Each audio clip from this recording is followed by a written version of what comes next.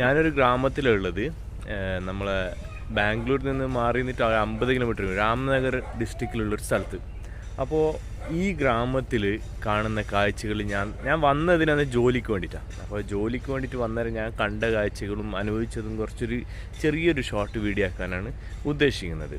അപ്പോൾ ഇവിടുത്തെ സ്ഥലത്തിൻ്റെ ഹിസ്റ്ററിയും കാര്യങ്ങളൊന്നും അറിയില്ല. പക്ഷേങ്കിൽ ഏഷ്യയിൽ തന്നെ ഏറ്റവും കൂടുതൽ കോട്ടൺ ഉൽപ്പാദിപ്പിക്കുന്ന ഒരു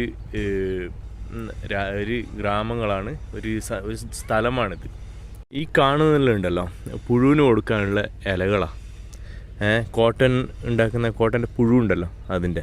ഇനി ഇതിൻ്റെ സംഭവം എന്ന് പറഞ്ഞാൽ ഫാക്ടറി ഇവിടെ തന്നെ ഉണ്ട്, തൊട്ടടുത്ത് കാണുന്നത് അതിലാണ് ഉണ്ടാക്കുന്നത്. ഇതിൽ നിന്നാണ് സിൽക്ക് ഉണ്ടാക്കുന്ന പുഴുക്കളുണ്ടല്ലോ, പുഴുക്കളെ വളർത്തുന്നത്. പിന്നെ ഇതിൻ്റെ ആ ഭാഗത്ത് മൊത്തം കാട് ഫുള്ള് കാട്, ഒന്നും പറയാനില്ല. പിന്നെ ഞങ്ങൾ താമസിക്കുന്നതോ ഇതിലുള്ളത്. ഇതിൻ്റെ ഒരു ചെറിയൊരു ഹോം ടൂറും കൂടി ഞാൻ കാണിക്കുകയാണ്. ലൈറ്റിങ്ങിൻ്റെ കുറച്ചൊരു ഇതുണ്ടാവും. ഈ കാണുന്ന ഫുള്ളാണ് നമ്മൾ താമസിക്കുന്നത്. കാരണം എന്താ വെച്ചാൽ ഇതിൻ്റെ പകുതി ഓണർമാരാണ് താമസിക്കുന്നത് ഈ ബിൽഡിങ്ങിൻ്റെ. ഈ ബിൽഡിംഗ് എന്ന് പറയാൻ പറ്റില്ല, ഒരു ഷീട്ടും പിന്നെ 4 പുറം എന്നാ പറയുക, ഓക്കെ അങ്ങനെ. അപ്പോൾ ഇതിൻ്റെ ഉള്ളിലേക്ക് ഞാൻ കിടക്കുകയാണ്. ഇത് മുമ്പൊരു കല്ലുണ്ടല്ലോ, സിമെൻറ്റ് ബ്രിക്സിൻ്റെ ഒരു ഫാക്ടറി ആയിരുന്നു, സ്റ്റോറേജ്. അപ്പോൾ നമ്മൾ റൂം കാണുന്നില്ലേ, ഇങ്ങനെയാണ് നമ്മൾ കിടക്കുക. ഓക്കെ, ഇത് എൻ്റെ റൂം ഇതോ ഇവിടെ, ഞാൻ കിടക്കുന്ന ഇവിടെയാണ്. അപ്പോൾ അവർ തരുന്നത്, കമ്പനിയും തരുന്നത് കട്ടില, കിടക്ക, തലക്കാണി, അങ്ങനെ തന്നെ. ഞാൻ ഇപ്പോൾ കുറച്ച് ദിവസമായിട്ടൊന്നും പിരിച്ചിട്ടൊന്നുമില്ല, ഞാൻ അധികം ഇവിടെ താമസിക്കത്തില്ല. ഓക്കെ, അപ്പോൾ ഇത് ഞങ്ങളുടെ റൂം. ഇവിടെ എത്ര പേരുണ്ട്? 6-7 പേര് താമസിക്കുന്നുണ്ട്. ഇതിൽ 6, 7, 13 പേര് ഞാൻ ഇവിടുത്തിലും. ഇപ്പോൾ 20 പേര് താമസിക്കുന്നുണ്ട്. ഞാൻ ദുബൈയിലും ഒമാനിലെല്ലാം താമസിച്ച ഒരു എക്സ്പീരിയൻസ് ഉള്ളതുകൊണ്ട് അപ്പം അങ്ങനെ നമ്മൾ അവിടെ ജോലിക്കാണല്ലോ പോയത്. അപ്പോൾ അവിടുന്ന് ദുബൈനെക്കാട്ടി എത്രയോ ബെറ്ററാണിത്. പക്ഷെ വേറൊരു കാര്യമുണ്ട്, അതിലേക്ക് ഞാൻ പറയാൻ പോവാം.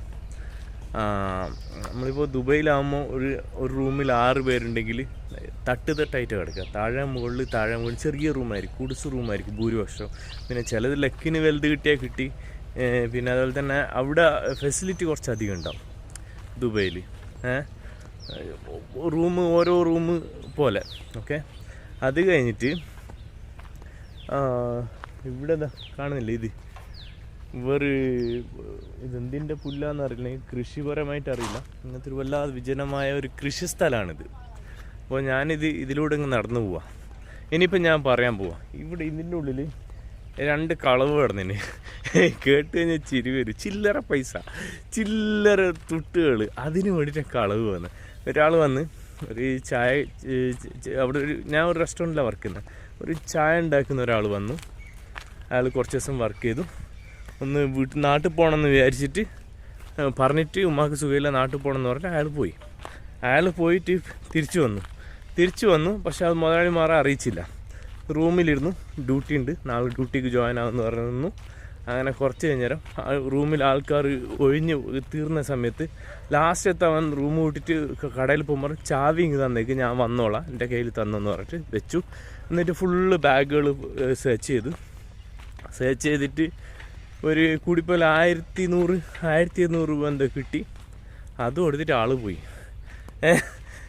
പക്ഷെങ്കിലോ പേര് കള്ളൻ്റെ പേരായി,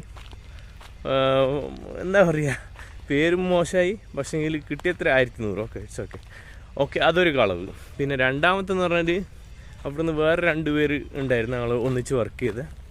അപ്പോൾ അവരെന്ത് ചെയ്തു,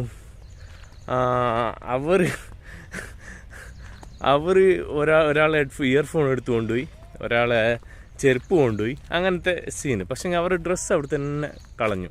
അത് ഒരുപാട് ഡ്രസ്സ് ഉണ്ടായിരുന്നു. അപ്പോൾ അത് എന്താണെന്നറിയില്ല, കുറച്ച് ഡ്രിങ്ക്സ് അടിക്കുന്ന ആൾക്കാരായിരുന്നു. അപ്പോൾ ആ ഒരു മത്തിൽ പോയതാണോ എന്നും അറിയില്ല, അത് വിട്ടേ അതിങ്ങനെ. അപ്പോൾ ഇവിടെ എന്ന് പറഞ്ഞാൽ ഒരു സാധനം സേഫായിട്ട് വെക്കാൻ പറ്റില്ല, കബാഡ് പോലും ഇല്ല ഇതിൻ്റെ ഉള്ളിൽ. നമ്മൾ ദുബൈയിലുണ്ടാകുമ്പോൾ ഭൂരിപക്ഷം കബാഡുകൾ കിട്ടും, ചെറിയ. എന്നാലും ദുബൈയിലും വലിയ സേഫ്റ്റി ആണ്. പക്ഷെ എന്നാലും അവിടുത്തെ നിയമങ്ങളും ഇവിടുത്തേതിനും വ്യത്യാസമുണ്ട്. ഇവിടുന്ന് ഒരാൾ പോയി കഴിഞ്ഞാൽ പോയി, കലാസ് അവിടുന്ന് ഇപ്പോൾ എവിടെ പോകാനാ? യു എൻ്റെ ഉള്ളിൽ എവിടെ ഉണ്ടെങ്കിലും എമിറേറ്റ്സ് സൈഡ് വെച്ച് നമുക്ക് പിടിക്കാൻ പറ്റും.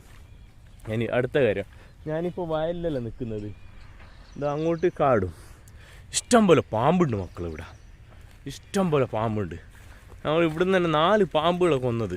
പാമ്പിനെ കൊല്ലുന്നതിനോട് ഞാൻ കൊന്നിട്ടില്ല, എനിക്ക് കുറച്ച് പേടിയുള്ളൊരുത്തനാ എന്തിനെ കൊല്ലുന്നുണ്ടെങ്കിൽ. പക്ഷേ ഇതിനാ കൊല്ലുന്നേരം എന്താ പ്രശ്നം എന്നറിയാം? അല്ല പ്രശ്നമല്ല, കൊന്നിട്ടില്ല എന്താ പ്രശ്നം എന്നറിയാം?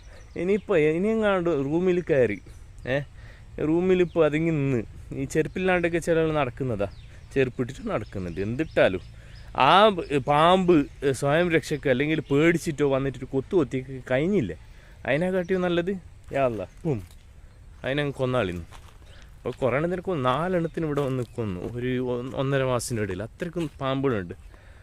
ഓക്കെ, അത് കഴിഞ്ഞ് ഇനി അടുത്തെന്താ റൂം കാണിച്ചാന്നില്ലേ, ഇവിടുത്തെ കഥകൾ കാണിച്ചില്ലേ? ഇനി അടുത്തുള്ള എന്തെങ്കിലും ഞാൻ വീണ്ടും പറഞ്ഞു തരുന്നതാണ്. ഓക്കെ, നോക്കട്ടെ. ഞാനിനി എന്താ ഞാനിത് കുറേ ദിവസമായിട്ട് യൂട്യൂബ് വീഡിയോ ഒന്നും ഇട്ടിട്ടില്ല. പക്ഷേ ഇരിക്കട്ടെ, ഒരു ഓർമ്മകൾ. ഇത് നിങ്ങൾ കണ്ടിട്ടില്ലെങ്കിൽ പ്രശ്നമില്ല, ഞാൻ തന്നെ വീണ്ടും കാണും. Okay, bye. പിന്നെ അതേപോലെ തന്നെ ഞാനിപ്പോൾ കാണുന്നില്ല ഒരു ബൈക്കിൽ കൊണ്ടുവന്ന, ഞാനിപ്പോൾ അവിടുന്നാണ് വന്നത്. അവിടുന്ന് ഇങ്ങനെ നടന്നിട്ട് ഇതൊരു പുതിയ റോഡായത്, മുമ്പ് ഇതൊന്നും ഇല്ല, അയ്യോ റോഡേ ഇല്ല. അപ്പോൾ ഇതൊരു 4 റോഡ് വരുന്നല്ലേ, ഇത് ഹൈവേയിലേക്ക് പോകുന്നത്. ഞാൻ ഇങ്ങനെ നടന്നിട്ട് പോകും. ഇത് നേരെ പോയി അവിടുന്ന് ഹൈവേ കണക്ട് ചെയ്യും. അപ്പോൾ ഇതിലൂടെയാണ് ഞാൻ എൻ്റെ ഡ്യൂട്ടി സ്ഥലത്ത് പോകുന്നത്. ഡ്യൂട്ടി സ്ഥലം കൂടി ഞാൻ കാണിച്ചു തരാം. അത് അടുത്ത എപ്പിസോഡിൽ കാണിച്ചു തരാം കേട്ടോ.